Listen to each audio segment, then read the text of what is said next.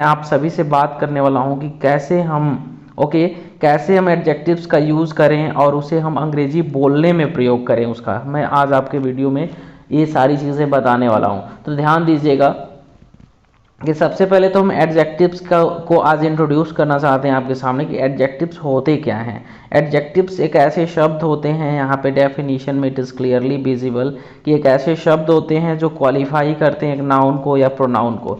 Students ध्यान देना कि मैं बहुत ही साधारण शब्दों में, आसान भाषा में कहूँ तो एडजेक्टिव्स ऐसे शब्द होते हैं ना जो हमें तारीफ़ करने में, जैसे किसी इंसान की, किसी नाउन या प्रोनाउन की तारीफ़ करनी हो या उसके बारे में उसकी बुराई करनी हो या सिंपली उस नाउन या प्रोनाउन के अर्थ में कुछ शब्द जोड़ना हो अगर ना, तो वो सारे वर्ड्स एडजेक्टिव्स कहलाते हैं। ग्रामेटिकल पॉइंट ऑफ व्यू से, ग्रामेटिकल अगर पॉइंट ऑफ व्यू से, व्यू पॉइंट से देखा जाए तो ये सारी चीज़ें बहुत इंपॉर्टेंट होती हैं, क्योंकि जब हम अगर तारीफ़ करते हैं तो हमारे लाइफ में वैल्यू ऐड होती है। आई मीन जो आप बातें करते हो वो अच्छा सुनने में भी लगता है और जो कम्युनिकेशन की क्वालिटी होती है वो एनरिच होती है और अच्छी होती है। तो definitely it is going to help you out throughout your speaking career. आप यहाँ पे सारी चीज़ें जो सीख रहे हैं you will be able to implement them while speaking. जब भी आप किसी से अंग्रेजी में बात करते हैं you have to use as much as adjectives you can. जितना आप कर सकते हैं उतना आप करिए, ठीक है।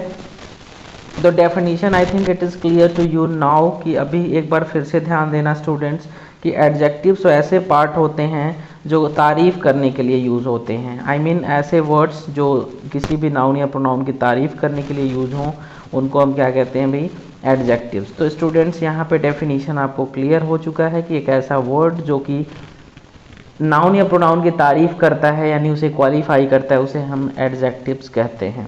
इसका डेफिनेशन क्लियर है।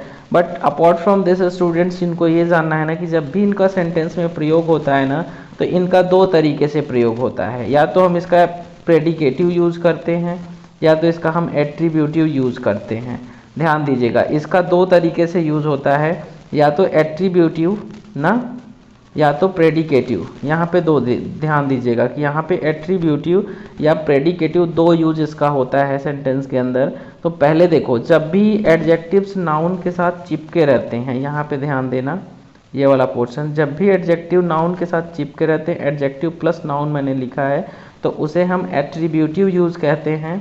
और जब भी एडजेक्टिव्स वाक्य में कहीं भी नज़र आ जाते हैं तो वहाँ पे ध्यान दीजिएगा उसे हम प्रेडिकेटिव यूज़ कहते हैं। चलिए यहाँ पे एग्जाम्पल से एक समझते हैं। यहाँ पे ध्यान दीजिएगा, ये जो एग्जाम्पल नंबर 1 है, यहाँ पे देखिएगा कि I am a huge fan of जय सेठी।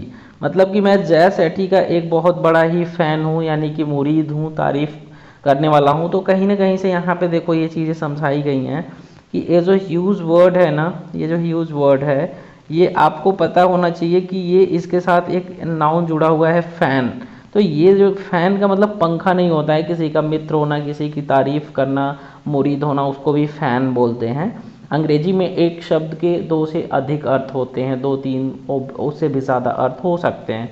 ओके, तो यहाँ पे यूज़ वर्ड क्या है, तारीफ़ में यूज हुआ एक नाउन के लिए, तो क्या हो गया, ये एडजेक्टिव हो गया। और इसका यूज़ कौन सा हुआ है, एट्रीब्यूटिव यूज़। कौन सा यूज़, एट्रीब्यूटिव यूज़। और इसका प्रेडिकेटिव यूज़ जब भी होगा तो एडजेक्टिव इंडिपेंडेंटली अकेले वाक्य में आएगा।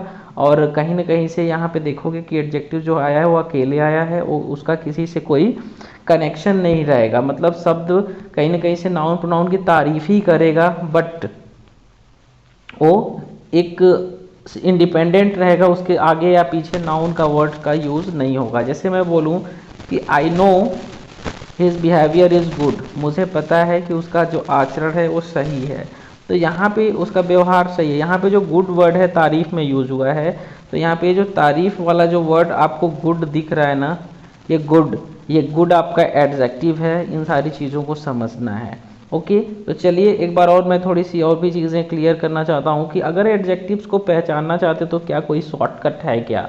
तो मैं आपको कुछ शॉर्टकट बताने वाला हूँ कि जिससे आप एडजेक्टिव्स को डेफिनेशन जाने बिना भी पहचान सकते हैं। चलिए बात करते हैं कि यहाँ पे देखिए कि एडजेक्टिव्स को पहचानना बहुत ज़रूरी है। अपार्ट फ्रॉम दिस इस चैप्टर के अंदर ना स्टूडेंट्स को डिग्री ऑफ कंपैरिजन भी मैं आपको अगले वीडियो में किसी में कवर करूँगा। 50 से अधिक एडजेक्टिव्स आप लोगों को तैयार करना है, तब आप अंग्रेजी बोलने में अपने आप को इम्प्रूव कर पाएंगे। तो आपको कुछ ऐसे वर्ड्स की लिस्ट भी आने वाली वीडियोस में दी जाएंगे जिससे आप किसी की तारीफ़ करने में, जैसे superb, outstanding, excellent, very nice, exciting, amazing, interesting, कुछ ऐसे वर्ड्स का इस्तेमाल करेंगे जो आप कहते हो ना कि दिस इज़ अमेजिंग, कोई चीज़ बहुत अच्छी लग रही है तो बोलते हो this is amazing. Alright, so students, this is going to help you out throughout your speaking career, और इस पे ध्यान देना है कि लेट मी कंक्लूड। और यहाँ पे मैं आप सभी को बता दूँ कि कौन कौन से ऐसे शब्द होते हैं ना स्टूडेंट्स जिनका हम प्रयोग कर सकते हैं, तो हम उनको ना एक आइडेंटिफायर के रूप में यूज़ कर सकते हैं, जिससे हमारा पूरा एडजेक्टिव हमें खुद देखते ही समझ आ जाएगा। जैसे यहाँ पे एक शब्द है, देखो इसके अंत में ARY जुड़ा हुआ है, यहाँ पे भी ARY जुड़ा हुआ है। तो जिन शब्दों के अंत में ना ARY जुड़ा हो वो एडजेक्टिव ही होते हैं, मोमेंटरी, डाइटरी, ओके।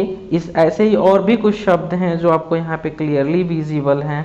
स्टूडेंट्स ध्यान देना कि अगर किसी शब्दों के अंदर ना अंत में TIVE जुड़ा हो, क्या जुड़ा हो, TIVE जुड़ा हो, AL जुड़ा हो, ICAL, IAL, ABLE, IBLE जुड़ा हो, AN जैसे कि Indian, okay, Japanese, dietary, momentary मैंने बताया ही। अगर देखो यहाँ पे फुल जुड़ा हो, केयरफुल, केयरलेस, देखो हीरोइक, अंत में IC जुड़ा है, ISH अगर जुड़ा हो, जैसे चाइल्ड लाइक, ओके। तो यहाँ पे जो वर्ड्स हैं डेंजरस, अंत में OUS है ना, ANT, ENT, जितने जुड़ने हुए शब्द आपको नज़र आते हैं ना, प्लीज़ आप उसे एक बड़े ही आसान शब्दों में कहूँ तो आप उसे क्या मानेंगे, कभी कभी EN, ED जो आप समझते हैं कि वर्ब की थर्ड फॉर्म होती है, वो भी एडजेक्टिव के फॉर्म में भी आ जाते हैं। जैसे मैं कहूँ कि आई एम वेरी एक्साइटेड, तो यहाँ पे एक्साइटेड जो वर्ड है ना, ये एडजेक्टिव है, कहीं ना कहीं से यहाँ पे ED लगा है बट ये वर्ब नहीं है। तो स्टूडेंट्स, उम्मीद करता हूँ कि आपको एडजेक्टिव के बारे में थोड़ी सी सारी जानकारी जो मैंने दी है वो सब स्पष्ट हो गई होगी।